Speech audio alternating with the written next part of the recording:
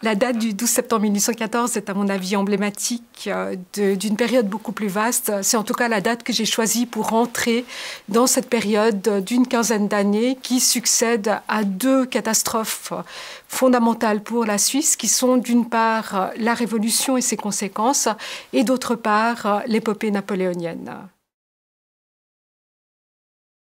Pendant longtemps, la période qui allait de 1813-1814 à 1830 a été une période à la fois méconnue et discréditée, et je dirais même méconnue parce que discréditée.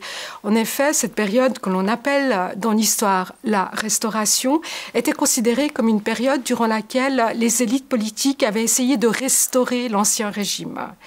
Et ce que j'essaye de dire dans mon ouvrage, c'est que cette volonté n'était pas aussi évidente, pour deux raisons fondamentales. D'une part, même les élites politiques de la Restauration savaient qu'il n'était pas possible de revenir en arrière dans le temps.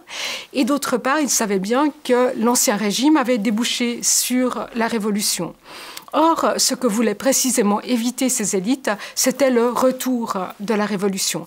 Et pour éviter le retour de la Révolution, ces élites ont mis sur pied des systèmes, des mécanismes qui étaient effectivement parfois conservateurs, mais souvent c'était aussi des systèmes, des mécanismes qui étaient tout à fait modernes. Et je dirais que la formule qui caractérise le mieux cette période allant de 1814 à 1830, c'est innovation conservatrice.